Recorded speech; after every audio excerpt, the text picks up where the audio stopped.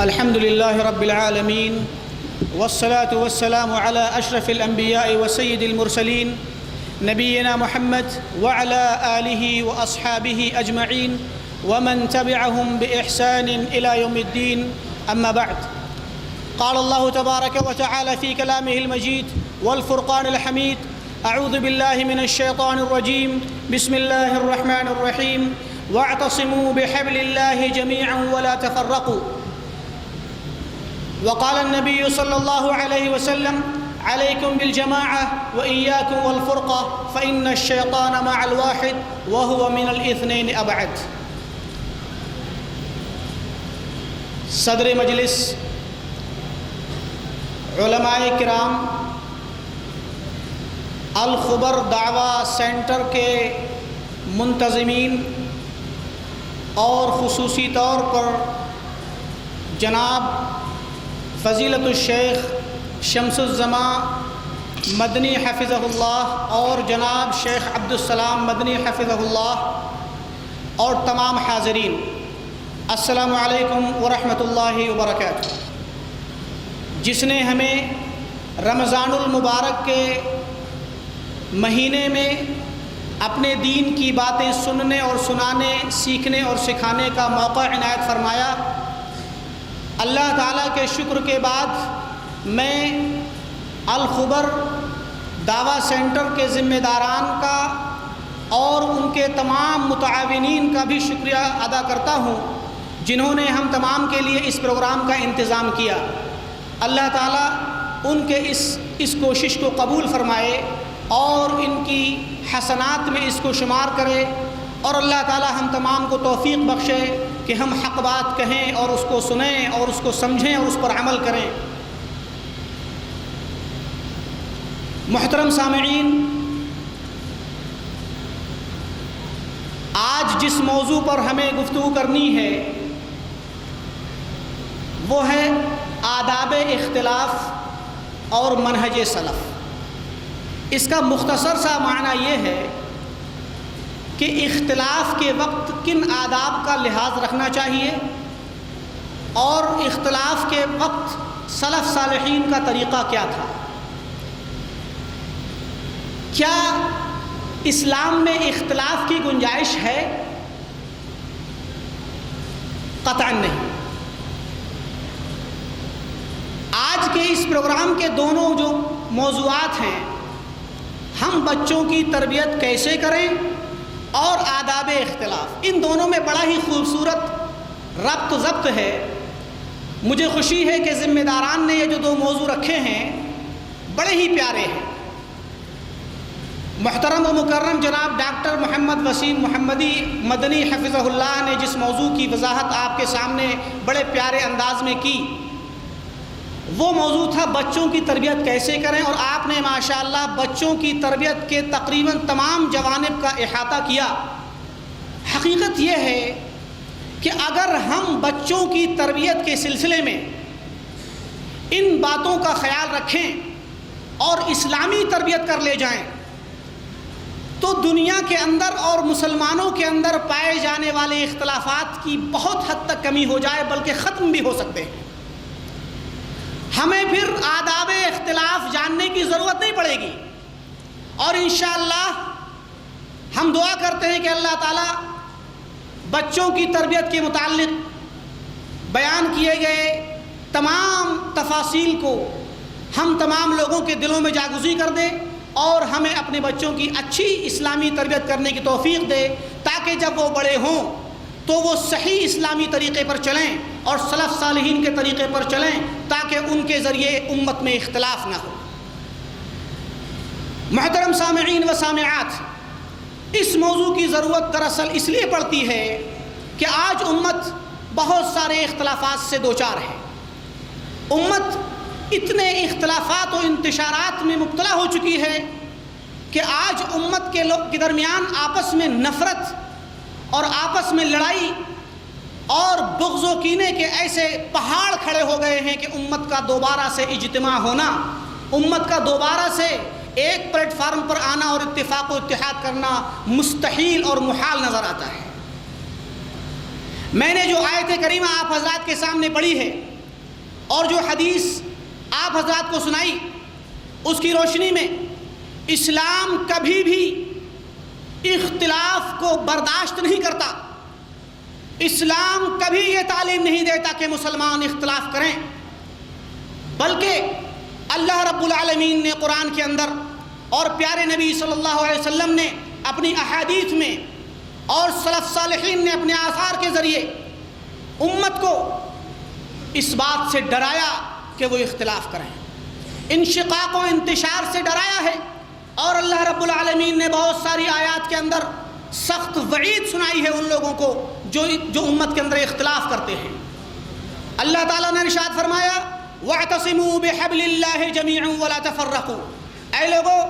اللہ کی رسی کو مضبوطی سے پکڑ لو اور اختلاف اور انتشار نہ کرو۔ اللہ رب العالمین نے دوسری جگہ ارشاد فرمایا وَلَا تَكُونُوا كَالَّذِينَ تَفَرَّقُوا وَاخْتَلَفُوا مِن بَعْدِ مَا جَاءَهُمُ الْبَيِّنَاتُ، اے لوگو، اے مسلمانوں، تم ان لوگوں کی طرح نہ ہو جاؤ جن کے پاس اللہ کی واضح بینات اور نشانیاں اور آیات آ جانے کے بعد انہوں نے اختلاف و انتشار کیا۔ اللہ تعالیٰ نے وعید سنائی کہ جو اللہ کے رسول صلی اللہ علیہ وسلم اور مسلمانوں کے راستے سے انشقاق کرے گا، اللہ تعالیٰ اس کو اس کے حال پہ چھوڑ دے گا اور جہنم میں داخل کرے گا۔ میرے بھائیوں اور دوستوں، پیارے نبی صلی اللہ علیہ وسلم نے اختلاف اور انتشار سے منع کیا کہ علیکم بالجماعہ، اے مسلمانوں،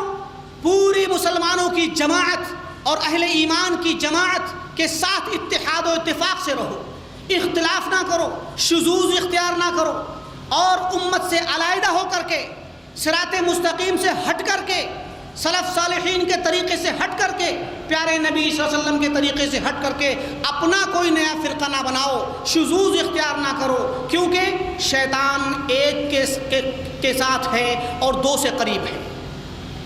وَمَنْ شَذَّ شَذَّ فِي النَّارِ، اور جو شخص شذوذ اختیار کرے گا،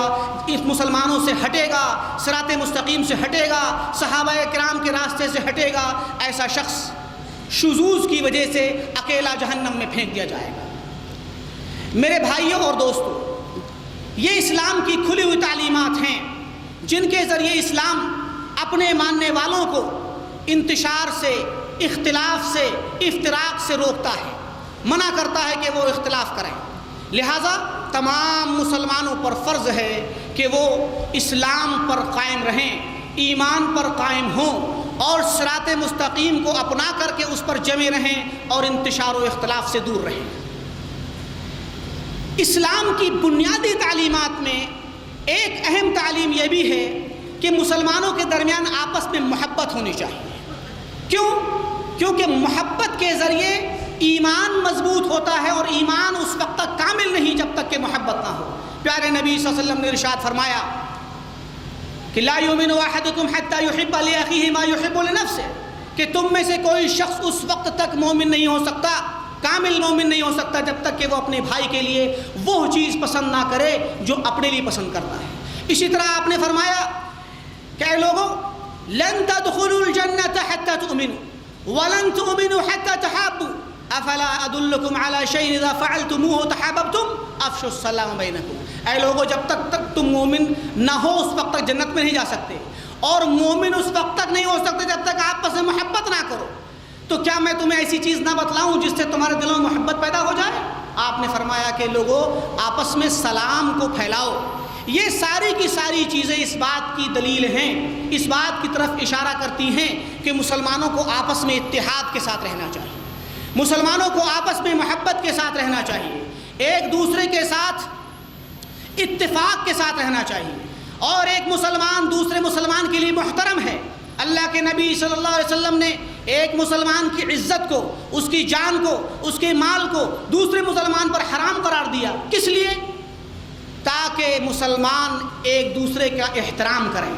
تاکہ مسلمان ایک دوسرے کی عزت کریں، تاکہ کوئی کسی کی بے عزتی نہ کرے، کوئی کسی کے ساتھ بدسلوکی نہ کرے۔ آپ نے فرمایا من سلم المسلمون من لسانہ و یدہ، کہ حقیقی مسلمان وہ ہے جس کے ہاتھ سے اور اس کی زبان سے دوسرے مسلمان محفوظ رہیں۔ ان تمام باتوں کے پیش کرنے کا مقصد یہ ہے کہ ایک مسلمان کو ضروری ہے کہ وہ اسلام کے حقیقی مفہوم تک، اسلام کے حقیقی درجے تک پہنچنے کے لیے وہ اپنے آپ کو سارے مسلمانوں کے ساتھ جوڑ کر کے رکھے۔ اسلام کے تقاضوں کو پورا کرنے کے لیے ضروری ہے کہ ایک مسلمان دوسرے مسلمان سے محبت کرے، ایک مسلمان دوسرے مسلمان کو تکلیف نہ پہنچائے، نہ اپنی زبان سے اور نہ اپنے ہاتھ سے، بلکہ دوسرے مسلمانوں کا احترام کرے، ان کی عزت کرے۔ یہ باتیں ہمارے اس موضوع کو سمجھنے کے لیے ضروری ہیں۔ ہمارا یہ موضوع حقیقت یہ ہے کہ یہ بڑا حساس موضوع ہے اور بڑا ہی دقیق ہے۔ مجھے خوشی ہے اس بات کی کہ الخبر دعویٰ سینٹر کے ذمہ داران نے یہ موضوع رکھ کر کے تمام مسلمانوں کو اس بات کی طرف دعوت دینے کا ارادہ کیا کہ لوگ اس امت کے حالات سے واقف ہو کر موجودہ حالات میں اپنے رویے کو سمجھیں اور اپنے رویے کو چینج کریں اور جانیں کہ سلف صالحین کا رویہ کیا تھا، کیونکہ امت بہت سارے اختلافات میں جب پڑ گئی ہے، اور نہ صرف ساری امت اپنے اختلافات میں ہے بلکہ مسلمانوں میں وہ لوگ جو صحابہ اور تابعین کے طریقے پر چلتے ہیں ان کے درمیان میں بھی بہت سارے اختلافات کبھی کبھار ہو جاتے ہیں۔ ایسے اختلافات میں ہمیں کیا کرنا چاہیے؟ ایسے اختلافات کے وقت ہمارا کیا رویہ ہونا چاہیے؟ صحابہ اور تابعین اور ان کے متبعین کے رویے کو سمجھ کر ہم اپنے آپ کو، اپنے رویے کو، اپنے سلوک کو تبدیل کر سکتے ہیں اور ان کے مطابق کر سکتے ہیں۔ میرے ساتھیوں اور دوستوں، یہاں پر جو اختلاف کا لفظ ہے کہ آداب اختلاف، اس کا مقصد قطعاً یہ نہیں ہے کہ کسی انسان کو اختلاف کرنے کا طریقہ بتایا جائے کہ آپ اختلاف کیجیے۔ جیسا کہ میں نے کہا کہ اختلاف شریعت میں مذموم ہے، لیکن بعض اوقات کوئی اختلاف ہو جاتا ہے جو اختلاف شریعت میں مذموم نہیں ہوتا،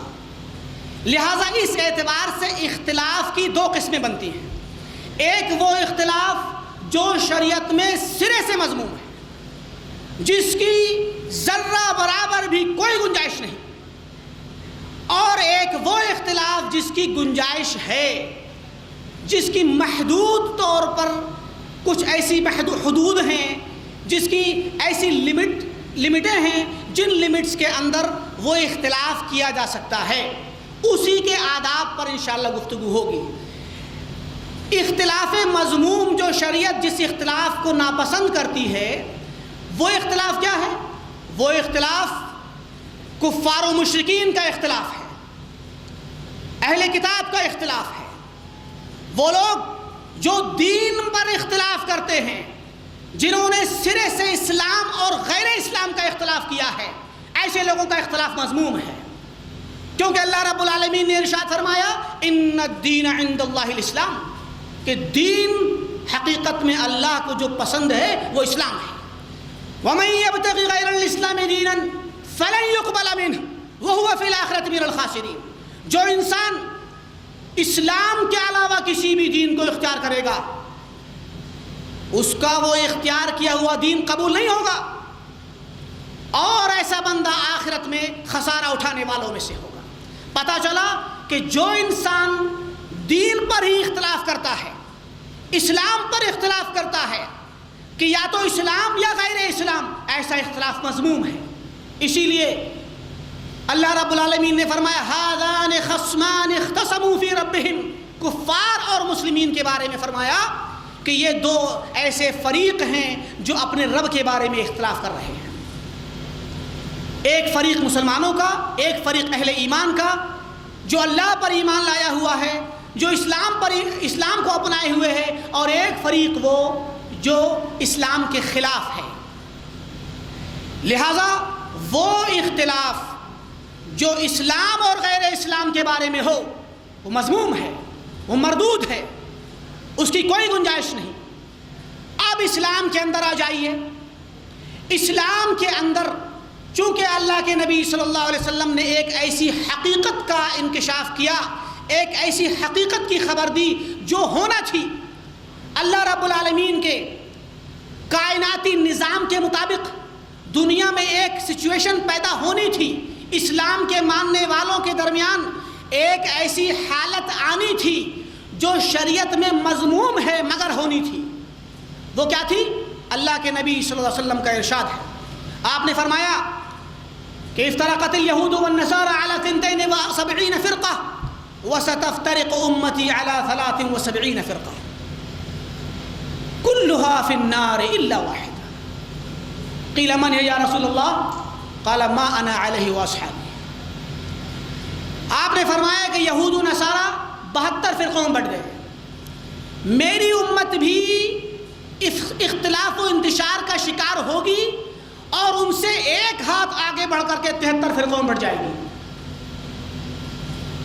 لیکن ان تمام فرقوں میں سے سارے کے سارے جہنم میں جائیں گے سوائے ایک کے۔ پوچھا کہ کون سا فرقہ، کون سی جماعت؟ فرمایا ما انا علیہ واصحابی، وہ جماعت جو آج میرے اور میرے صحابہ کے طریقے پر جس پر میں ہوں، اس پر جو جماعت ہوگی وہ جماعت بچے گی اور نجات پائے گی، باقی سارے کے سارے جہنم میں جائیں گے۔ اب یہ جو اختلاف کرنے والے لوگ ہیں، یہ سارے کے سارے فرقے اختلاف مذموم کا شکار ہیں۔ ان کا اختلاف، 72 فرقوں کا اختلاف کبھی بھی گوارا نہیں کیا جا سکتا شریعت کے اندر۔ یہ سارے کے سارے فرقے، چاہے وہ عقائد کے باب میں آنے والے فرقے ہوں، یعنی خالص وہ عقائد جن کا تعلق اللہ رب العالمین کی ذات سے ہے، اللہ رب العالمین کے اسماء و صفات سے ہے، یا وہ فرقے جنہوں نے اختلاف کیا پورے دین میں، جیسے کہ رافضہ، شیعہ، جنہوں نے سارا کا سارا اسلام ہی چینج کر ڈالا، نہ صرف توحید اور اسماء و صفات میں اختلاف کیا بلکہ ایمان باللہ سے لے کر ایمان بالرسول، ایمان بالکتب، ان تمام چیزوں کے اندر انہوں نے اختلاف کر کے ایک نیا دین بنا ڈالا، ایک نئے دین کا دھارا قائم کر دیا، اور اسلام کے اندر ایسے دو بڑے دھڑے قائم ہو گئے جو کبھی بھی نہیں مل سکتے۔ ایسا اختلاف شریعت میں گوارا نہیں ہے، ایسا اختلاف اسلام میں گوارا نہیں۔ لہذا رافضہ کا اختلاف، شیعوں کے جتنے بھی فرقے ہیں، باطنیہ کا اختلاف، نصیریہ کا اختلاف، دروز کا اختلاف، زیدیہ کا اختلاف، یہ سارے کے سارے اختلاف ناگوار ہیں شریعت میں، یہ سب مذموم اختلاف ہے۔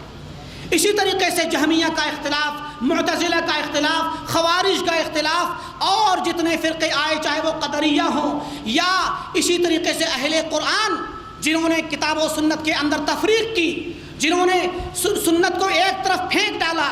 اپنے پائے استحقاق سے ٹھکرا دیا اور قرآن کو ہی اب سب کچھ سمجھ لیا، اور سنت نبوی کی حجیت میں جن لوگوں نے قدغن لگائی، ایسے لوگ جن کو اہل قرآن کہا جاتا ہے، یہ ان لوگوں کا اختلاف گوارا نہیں ہے شریعت کے اندر، یہ مذموم اختلاف ہے۔ اسی طریقے سے وہ لوگ جنہوں نے توحید باری تعالیٰ کے اندر اختلاف کیا، وہ لوگ جو اللہ کی توحید عملی میں اختلاف کرتے ہیں، جو اللہ رب العالمین کے ساتھ دوسروں کو شریک کرتے ہیں، جو اللہ کے حقوق میں دوسروں کو شریک کر کے غیر اللہ کو اللہ کا حق دیتے ہیں، اللہ کی عبادت میں دوسروں کو شریک کرتے ہیں، ایسے لوگوں کا اختلاف مذموم ہے۔ شریعت اس اختلاف کو گوارا نہیں کرتی۔ جس اختلاف سے اللہ نے منع کیا وہ یہی سارے اختلافات ہیں۔ لہذا اختلاف مذموم کے اندر ان تمام فرقوں کا اختلاف آتا ہے۔ اسی طریقے سے اختلاف مذموم میں وہ اختلاف بھی آتا ہے کہ جو ایک جاہل انسان عالم کا اختلاف کرے، ایک جاہل انسان عالم کے ساتھ اختلاف کر بیٹھے، جس کو شریعت کا کوئی بھی علم نہیں، وہ ایک عالم کے ساتھ بحث و مباحثہ کرے اور اس کے ساتھ اختلاف کر کے کہے کہ یہ آپ کی بات غلط ہے، ہماری بات صحیح ہے، یہ اختلاف بھی اختلاف مذموم ہے۔ لہذا اختلاف مذموم کا یہاں پر کوئی تعلق نہیں۔ ہماری اس بحث کے اندر، ہمارے اس موضوع کے اندر ان سارے اختلافات کا کوئی دخل نہیں ہے۔ یہ سارے کے سارے مذموم لوگ ہیں۔ ان کا جو اختلاف ہے وہ شریعت میں قبیح ہے، مذموم ہے، مردود ہے، مطرود ہے۔ آخر کون سے اختلاف کی بات ہم کرتے ہیں؟ ہمارا اختلاف سائغ ہے، جس اختلاف کو ہم گوارا کیا جانے والا اختلاف قرار دیتے ہیں۔ اختلاف سائغ کیا ہے؟ اختلاف سائغ کے لیے 3 شرطیں ہیں۔ ایسا اختلاف جو کہ غیر مذموم ہے شریعت کے یہاں، جس کی گنجائش ہے، اس کی 3 شرطیں ہیں۔ پہلی شرط یہ ہے کہ وہ اختلاف دین کے اصولیات میں نہ ہو، دین کے بنیادی مسائل میں نہ ہو،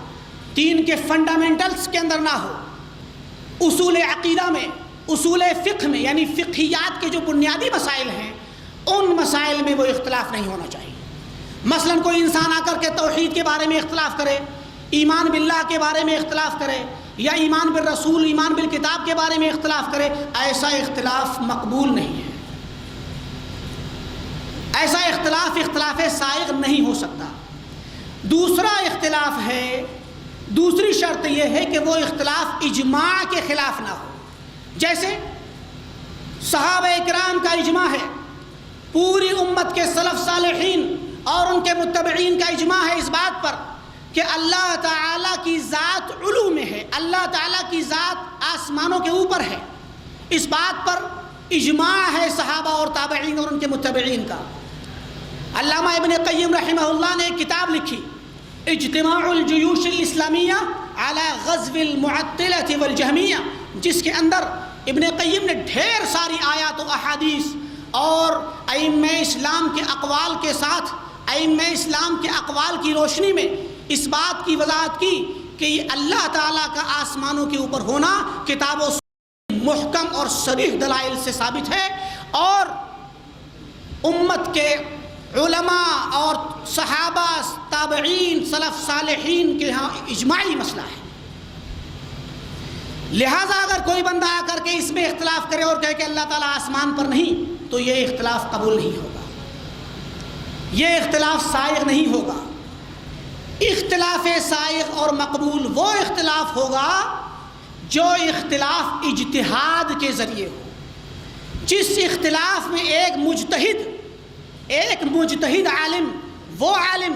جو درجہ اجتہاد کو پہنچا ہوا ہو، جس کے اندر اہلیت ہو اجتہاد کی، وہ بندہ اختلاف کرے، اور وہ بھی ان مسائل میں جن مسائل میں کتاب و سنت کے نصوص نہ ہو، جن مسائل میں قرآن کی کوئی آیت نہ ہو، جس مسئلے کے اندر حدیث کی کوئی صریح دلیل نہ ہو، اور اس کے سامنے کوئی مسئلہ آئے اور اس سے فتویٰ پوچھا جائے، تو جب وہ انسان اس فتوے کا جواب دے تو وہاں اس کو اجتہاد کرنا پڑ جائے۔ اب اگر وہ انسان اجتہاد کرتا ہے اور اس کا قول کسی دوسرے مجتہد عالم کے خلاف جاتا ہے تو یہ اجتہاد گوارا کر لیا جائے گا۔ ایسے اجتہاد کو شریعت گوارا کرتی ہے۔ لہٰذا ہمارے اس پروگرام کا اور اس عنوان کا جو اصل ٹارگیٹ ہے وہ ایسا اختلاف ہے جو اجتہادی ہو، ورنہ جن لوگوں کے درمیان میں آپس میں اختلافات ہوتے ہیں اور وہ اختلافات توحید و سنت کے اختلافات ہوں، تو جو بندہ توحید میں اختلاف کر رہا ہے اس کے ساتھ کوئی بھی ادب کا، کوئی بھی ایسے آداب کا لحاظ نہیں کیا جائے گا جن آداب کا لحاظ اجتہادی مسائل میں کیا جاتا ہے۔ اجتہادی مسائل میں اختلافات کی مثال، سب سے بڑی مثال ائمہ مجتہدین جو ائمہ اربعہ ہیں، یا ان کے علاوہ وہ ائمہ جن کی باقاعدہ فقہ موجود ہے، جو بڑے بڑے ائمہ موجود تھے، امام لیث بن سعد المصری، امام سفیان ثوری، امام اوزاعی، امام مکحول، یہ جو بڑے بڑے علماء تھے، ان علماء کی اپنی باقاعدہ اجتہادی مسائل میں رائے ہوا کرتی تھی، ان کے اجتہاد ہوا کرتے تھے۔ امام ابو حنیفہ، امام شافعی، امام احمد بن حنبل، امام مالک، یہ بڑے بڑے ائمہ یا محدثین کرام جن کی فقہی مسائل میں یا عقیدے کے بعض فروعی مسائل میں اپنی رائے ہوا کرتی تھی، ایسے لوگوں کے اختلاف کا اعتبار کیا جائے گا، ایسے لوگوں کے اختلاف کا اعتبار ہوگا اور اس اختلاف کو اختلاف سائغ کہا جائے گا، اور ایسے لوگوں کے ساتھ ہی ان آداب کا لحاظ کیا جائے گا جو آداب آج بیان ہونے ہیں۔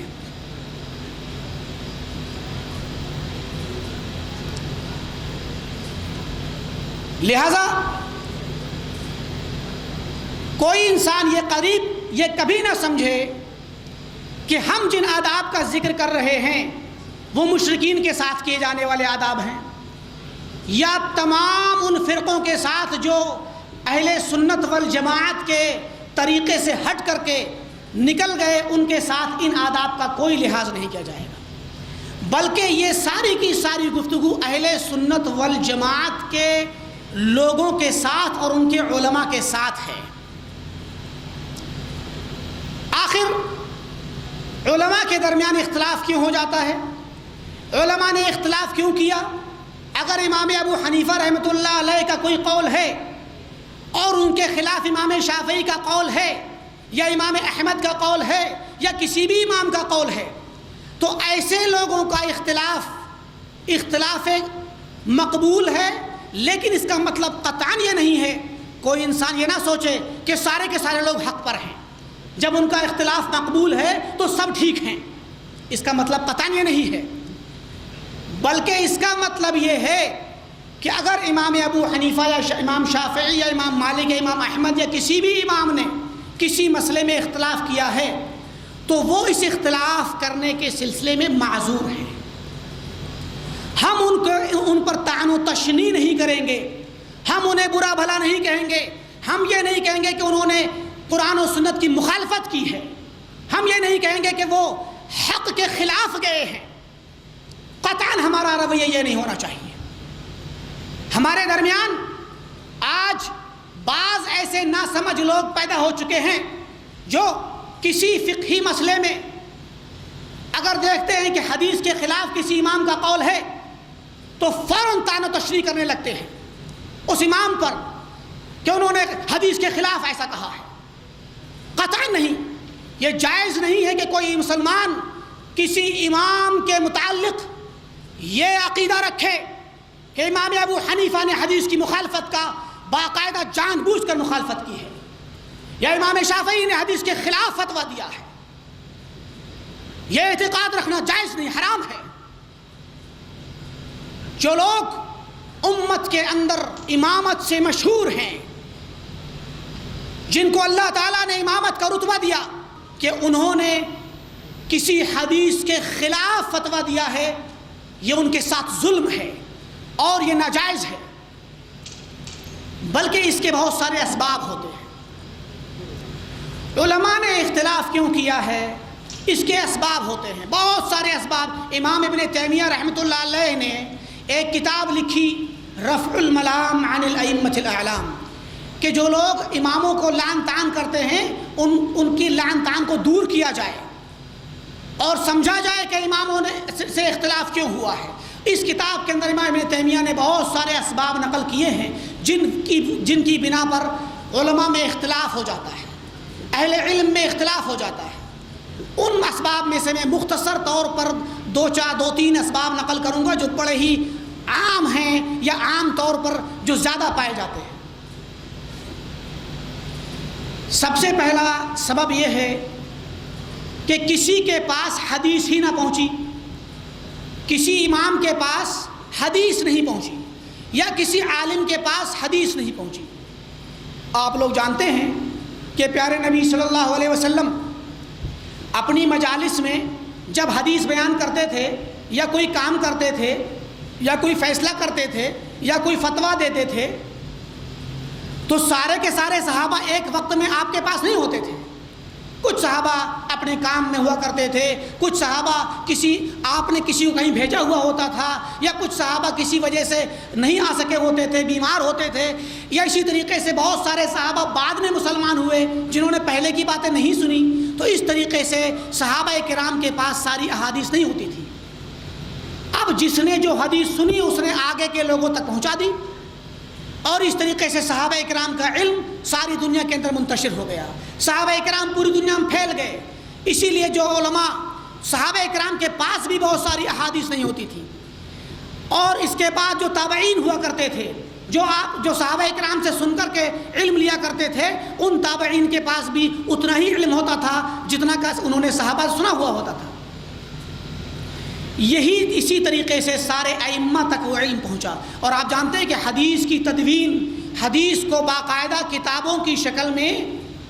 لکھا جانے کا کام دیر سے شروع ہوا، اور بہت زمانے کے بعد ساری احادیث اکٹھے ہو کر کے آئیں۔ صحابہ کرام کے اندر بھی اختلاف ہوا۔ حضرت ابو بکر صدیق رضی اللہ تعالیٰ عنہ کے پاس ایک جدہ آئی، یعنی نانی یا دادی آئی، اور اس نے کہا کہ بتائیے کہ میرا میراث میں کتنا حصہ ہے؟ تو حضرت ابو بکر نے فرمایا کہ لا اجد لک شیئا فی کتاب اللہ ولا فی سنت رسول اللہ صلی اللہ علیہ وسلم، کہ میں تمہارے لیے نہ تو کتاب اللہ میں کچھ پاتا ہوں اور نہ ہی اللہ کے رسول کی سنت میں کچھ پاتا ہوں۔ اب حضرت ابو بکر صدیق رضی اللہ عنہ کو حدیث پتہ نہیں تھی۔ دو صحابی کھڑے ہوئے، حضرت مغیرہ بن شعبہ اور محمد بن مسلمہ۔ انہوں نے کہا کہ اے خلیفۃ رسول اللہ صلی اللہ علیہ وسلم، ہم نے اللہ کے نبی کو دیکھا ہے کہ آپ نے دادی یا نانی کے لیے 1/6 کا فیصلہ کیا ہے، یعنی میراث سے 1/6 ملے گا۔ حضرت ابو بکر نے فوراً اس بات کو مان لیا۔ یہاں پر ہمیں ایک ادب ملتا ہے، آداب اختلاف کے درمیان ایک ادب ملتا ہے کہ اگر ہمارے درمیان کسی وجہ سے اختلاف ہو جائے اور ہمیں دلیل پتہ نہ ہو اور ہم دو لوگ اختلاف کرنے لگ جائیں، تو جیسے ہی ہمیں دلیل ملے فوراً دلیل کو ماننا چاہیے اور فوراً کے فوراً اس کے سامنے جھک جانا چاہیے۔ جب صحیح دلیل ہمیں مل جائے تو اس کو فوراً مان لینا چاہیے اور اس کے ذریعے اسی پر اپنا مذہب قائم کر لینا چاہیے، اپنی رائے کو اسی کے مطابق کر لینا چاہیے۔ یہ تھا سلف صالحین کا طریقہ کہ اگر اختلاف ہوتا اور اختلاف کے وقت انہیں کوئی دلیل مل جاتی تو فوراً اس کو مان لیتے تھے۔ اسی طریقے سے حضرت عمر بن خطاب رضی اللہ تعالیٰ عنہ جب شام گئے اور شام کی سرزمین میں طاعون پھیلا ہوا تھا، تو وہاں پر صحابہ اکرام کا اختلاف ہو گیا۔ بعض لوگوں نے کہا کہ آپ شام میں جائیے، اور بعض نے کہا نہیں آپ نہیں جائیں گے۔ وہاں پہ حضرت عبد الرحمن بن عوف رضی اللہ تعالیٰ عنہ آتے ہیں اور حدیث سناتے ہیں کہ اللہ کے نبی نے فرمایا کہ اگر کسی سرزمین پر طاعون آیا ہوا ہو تو وہاں پر نہ جاؤ، اور کوئی وہاں پر ہو تو وہاں سے باہر نہ جائے۔ فوراً کے فوراً سارے کے سارے لوگوں نے اس حدیث کو مان لیا اور اختلاف ختم ہو گیا۔ بہت ساری مثالیں آپ کو ملیں گی صحابہ اکرام کے درمیان اختلاف کی، اور جبکہ حدیث کے آ جانے سے اختلاف ختم ہو جاتا ہے۔ اختلاف ہوا کہ اللہ کے نبی صلی اللہ علیہ وسلم کو کہاں دفن کیا جائے۔ کسی نے کہا کہ مکہ میں دفن کرو، کسی نے کہا کہ مدینے میں دفن کرو، کسی نے کہا کہ بیت المقدس میں دفن کرو۔ لیکن جب حدیث آ گئی کہ نبی کی وفات جس جگہ ہوتی ہے وہیں پر اسے دفن کیا جاتا ہے، سارا کا سارا اختلاف ختم ہو گیا۔ آپ کے بعد اختلاف ہوا صحابہ کے درمیان، یہی منہج سلف ہے، یہی طریقہ سلف ہے۔ اختلاف ہوا کہ خلیفہ کون بنے گا۔ بعض لوگوں نے کہا کہ مہاجرین میں سے ہونا چاہیے، بعض نے کہا کہ انصار میں سے ہونا چاہیے، ایک رائے یہ آئی کہ انصار و مہاجرین دونوں میں سے ہونا چاہیے۔ لیکن جب یہ حدیث آئی کہ الائمۃ من قریش، کہ اللہ کے نبی نے فرمایا ہے کہ امام جو ہیں وہ قریش میں سے ہوں گے، تو سارا کا سارا اختلاف ختم ہو گیا اور حضرت ابوبکر صدیق رضی اللہ عنہ کو امام بنا دیا گیا۔ تو یہ تھا صحابہ اکرام کا طریقہ کہ اگر انہیں کوئی اختلاف کے وقت کوئی حدیث یا کوئی دلیل پتہ نہیں ہوتی اور اختلاف ہو جاتا تھا تو وہ لوگ دلیل کے آنے کے بعد فوراً اس اختلاف کو ختم کر دیتے تھے اور اس دلیل کے مطابق اپنی بات کو اور اپنے مذہب کو بنا لیا کرتے تھے۔ تو کبھی کبھی اختلاف ہوتا ہے دلیل کے نہ معلوم ہونے کی وجہ سے، اور کبھی اختلاف ہوتا ہے کہ ایک امام یا ایک عالم یا کوئی بھی شخص، اس کی نظر میں ایک حدیث جو آ رہی ہوتی ہے وہ ضعیف ہوتی ہے، کہ اس کے پاس جس راستے سے حدیث آئی ہے وہ حدیث ضعیف ہے، وہ راستہ ضعیف ہے، مقبول نہیں ہے، اس میں جو لوگ آئے ہیں وہ معتبر نہیں ہیں، اور دوسرے امام کے پاس وہ حدیث صحیح سند سے آتی ہے تو وہ حدیث صحیح ہوتی ہے۔ اس کی سب سے بڑی مثال حضرت عمر بن خطاب رضی اللہ تعالیٰ عنہ کا وہ واقعہ ہے جس میں انہوں نے حضرت فاطمہ بنت قیس کی حدیث کو انکار کر دیا تھا کہ نہیں ہم تمہاری بات نہیں مانیں گے، اس عورت کے بارے میں جس کو 3 طلاقیں ہو گئی ہوں تو حضرت عمر فرماتے تھے کہ اس کو نان نفقہ ملے گا، جبکہ انہوں نے کہا کہ اللہ کے نبی نے 3 طلاقیں ہو جانے والی عورت کے لیے نان نفقے کا سے منع کیا ہے کہ اس کو نان نفقہ شوہر نہیں دے گا بلکہ وہ گھر چلی جائے گی، کیونکہ حضرت عمر کو یقین نہیں تھا کہ یہ صحیح بول رہی ہے، پتہ نہیں ان کو یاد بھی ہے، یہ عورت تھی پتہ نہیں ان کو یاد بھی ہے کہ نہیں ہے، تو یہ مثال تھی۔ تو اس طریقے سے اختلاف ہو جایا کرتا ہے، لیکن حضرت عمر کی یہ بات نہیں مانی گئی، دوسرے صحابہ نے اس کو قبول نہیں کیا، بلکہ علماء نے اور صحابہ اکرام نے اور ان کے بعد ائمہ نے اس حدیث کو مانا جو حضرت فاطمہ بنت قیس نے بتائی تھی۔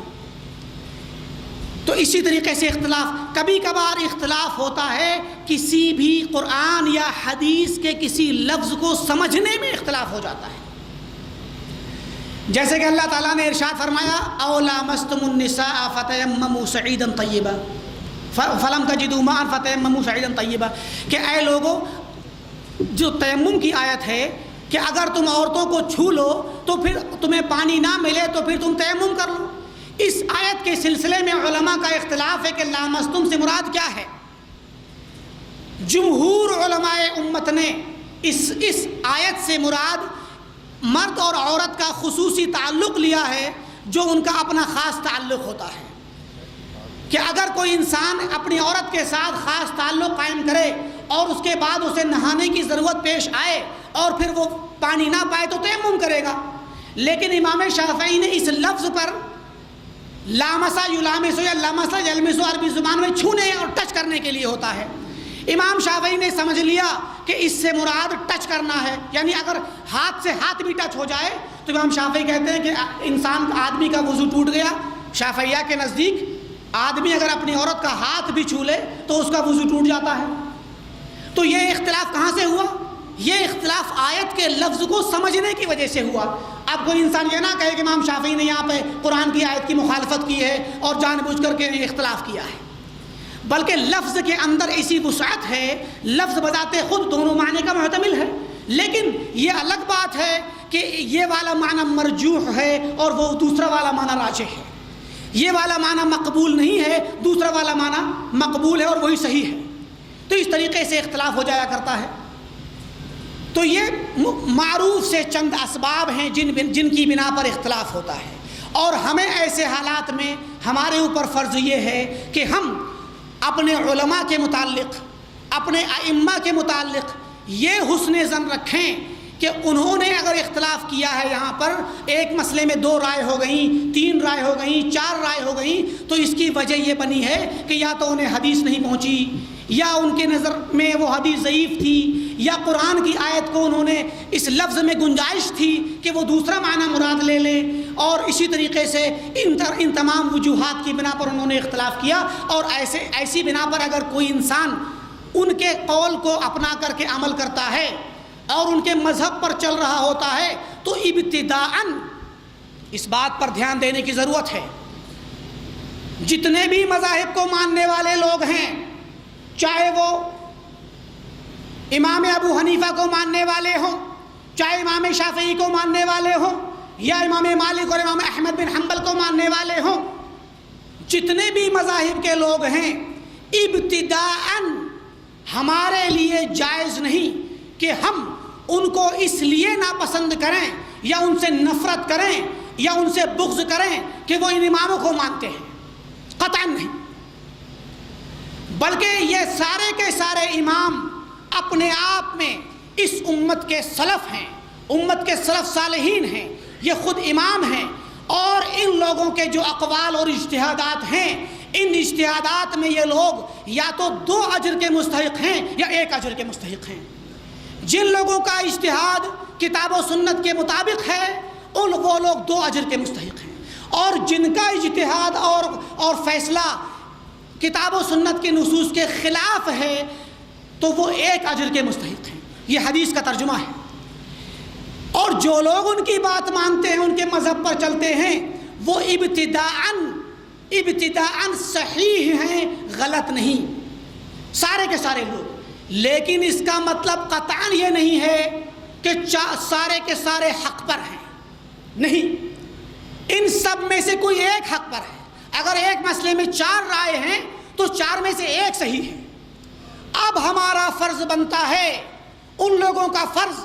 جو دلیلوں کو سمجھتے ہیں، قرآن و سنت کے اصولوں کو سمجھتے ہیں اور مختلف اقوال کے اندر مختلف دلیلوں کے درمیان فیصلہ کرنے کی طاقت رکھتے ہیں، ان لوگوں کا فرض ہے وہ ایسے مسائل میں جن میں ان کے اجتہاد سے جو قول صحیح ہے، جو دلیل کے زیادہ قریب ہے، کسی بھی امام کے جس قول کے ساتھ اگر کوئی دلیل ہے اور وہ دلیل کی روشنی میں وہ قول صحیح ہے، اسی کو صحیح سمجھیں، اسی کو حق سمجھیں اور اس کی تبلیغ کریں، اس کی اشاعت کریں اور ان لوگوں تک اس قول کو پہنچائیں۔ جو لوگ اس کی مخالفت کرتے ہیں، جو اپنے امام کے قول کی وجہ سے دلیل کے خلاف عمل کر رہے ہیں، ان لوگوں تک اس قول کو پہنچائیں کہ لوگوں، قرآن کا یا حدیث کا صحیح فیصلہ یہ ہے، لہٰذا اس پر عمل کرنا چاہیے۔ اب کوئی انسان اگر قرآن و سنت کے فیصلے کے آ جانے کے بعد بھی اختلاف کرتا ہے، تب جا کر کے وہ انسان مذموم ہوگا، ورنہ ابتداءً مذموم نہیں ہوگا۔ اس کی مذمت کب کی جائے گی؟ جب اس کے سامنے صحیح دلیل آ جائے، اور دلیل آ جانے کے بعد بھی وہ اپنے امام کے قول کو نہ چھوڑے۔ کیوں؟ کیونکہ اماموں نے بھی فرما دیا، امام ابو حنیفہ نے، امام شافعی نے، امام مالک نے، کہ جب حدیث صحیح ہو جائے تو میرا مذہب ہے، اذا صح الحدیث فهو مذہبی۔ امام مالک نے کہا کل یرد قوله ویقبل،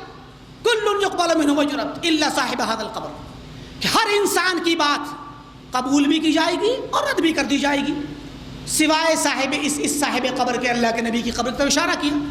تو پتہ یہ چلا کہ اماموں کا مذہب بھی یہی تھا۔ انہوں نے اس بات کی تلقین اسی لیے کی کہ ہم نے اجتہادات کیے ہوئے ہیں، ہم نے بہت سے فیصلے ایسے کیے ہیں جن میں ہمارے پاس نص صریح نہیں تھا، لہٰذا ہو سکتا ہے کہ ہمارا فیصلہ قرآن و سنت کے خلاف چلا گیا ہو یا کوئی کسی حدیث کے خلاف چلا گیا ہو، تو لوگوں کو تاکید کر دی اور لوگوں کو وصیت کر دی کہ لوگوں، اگر تمہارے پاس کوئی صحیح حدیث آ جائے تو سمجھ لینا کہ وہ صحیح حدیث ہی ہمارا مذہب ہے۔ لہٰذا ایسی صورت میں تمام مسلمانوں کا فرض ہے کہ تمام اماموں کے ساتھ حسن سلوک رکھیں۔ آداب اختلاف میں دراصل حقیقت یہ ہے کہ ہم تمام مسلمانوں کے لیے یہ ادب سیکھنا ضروری ہے کہ اگر کسی مسئلے میں اختلاف ہو جائے ہمارے درمیان، اس بنا پر کہ علماء نے اختلاف کیا ہے، ہمیں دراصل اختلاف کرنے کا حق نہیں ہے۔ مجھے یا آپ کو اختلاف کرنے کا کوئی حق نہیں ہے۔ کیوں؟ کیونکہ ہم اختلاف کے اہل نہیں ہیں، ہمارے پاس علم نہیں ہے، ہم مجتہد تو کیا عالم بھی نہیں ہے، ہم طالب علم ہیں۔ جب ہم طالب علم ہیں تو ابھی ہمیں بہت کچھ سیکھنے کی ضرورت ہے۔ لہٰذا کوئی بھی بندہ اگر اس کے پاس کوئی قول ہو اور کسی مسئلے میں اس کا کوئی خاص اعتقاد ہو اور وہ کسی اپنے مسلمان بھائی کو یا کسی عالم کو اس قول کے خلاف پائے تو قطعاً اس کی طعن و تشنیع نہ کرے، بلکہ اپنے آپ کو غلط سمجھے۔ حضرت حذیفہ بن یمان رضی اللہ تعالیٰ عنہ نے فرمایا، یا معشر القراء اتہموا آراءکم، اے قرات کو سیکھنے والے لوگوں، قرآن کو سیکھنے والے لوگوں، اے دین کے طالب علموں، اپنی رائے پر تہمت لگاؤ، اپنے آپ کی اپنی رائے اور اپنی سوچ اور اپنے فیصلے کو غلط سمجھو۔ کب؟ جب اختلاف ہو،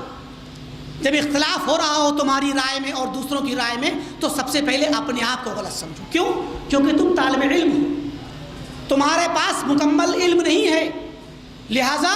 ہمیں سب سے پہلے کسی بھی اختلافی مسئلے میں چاہیے کہ ہم اپنے آپ کو غلط سمجھیں اور عالم دین کے پاس علماء کی طرف رجوع کریں اور ان سے فیصلہ لیں۔ ہمارے لیے جائز نہیں کہ ہم خود سے فیصلے کرتے چلیں اور لوگوں پر فیصلے کرتے کہ فلاں انسان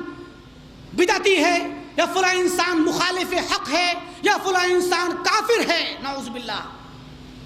آج ہمارے نوجوانوں کے اندر، بعض نوجوانوں میں جن کے پاس دین کا علم نہیں، جن کے پاس پختگی نہیں دین کے علم کی، ان کے اندر ایک جرأت پیدا ہو گئی ہے کہ لوگ اپنے ہر مخالف کو بدعتی قرار دیتے ہیں، اور نعوذ باللہ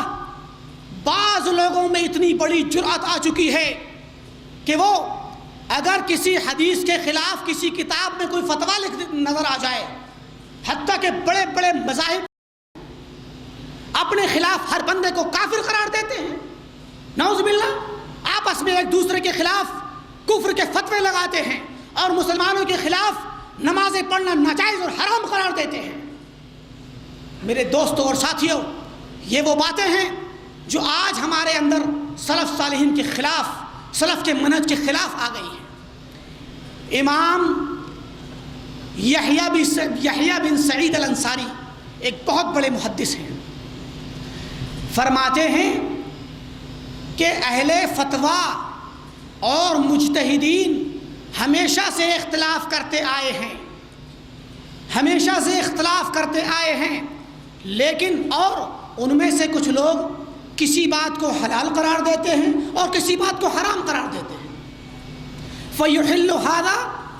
وَيُحَرِّمُ هَذَا، کہ ایک امام کسی بات کو اجتہاد کر کے، جس میں قرآن کی یا حدیث کی کوئی دلیل ان کے پاس نہیں ہوتی، اور وہ اپنے اجتہاد سے کسی چیز کو حلال یا جائز قرار دیتے ہیں، اور دوسرے امام اسی چیز کو کسی دلیل کی بنا پر حرام قرار دیتے ہیں، تو فرمایا کہ جو لوگ حلال قرار دیتے ہیں وہ حرام قرار دینے والے کے بارے میں یہ اعتقاد نہیں رکھتے کہ وہ ہلاک ہو گیا، وہ اسلام سے نکل گیا، اور جو لوگ حرام قرار دیتے ہیں وہ حلال قرار دینے والے کے بارے میں یہ اعتقاد نہیں رکھتے کہ وہ ہلاک ہو گیا اور اسلام سے نکل گیا۔ یہ سلف کا طریقہ ہے۔ آپ کو اگر کوئی قول، کسی مذہب کا کوئی قول یا کوئی فیصلہ قرآن و حدیث کے خلاف نظر آتا ہے تو آپ ان کی طعن و تشنیع قطعاً نہ کریں۔ یہ نہ کہیں کہ یہ لوگ قرآن و حدیث کے مخالف ہیں۔ یہ بات کن مسائل کی ہے؟ اجتہادی مسائل کی، اور ان اماموں اور علماء کے متعلق جن کے پاس احادیث نہیں تھی،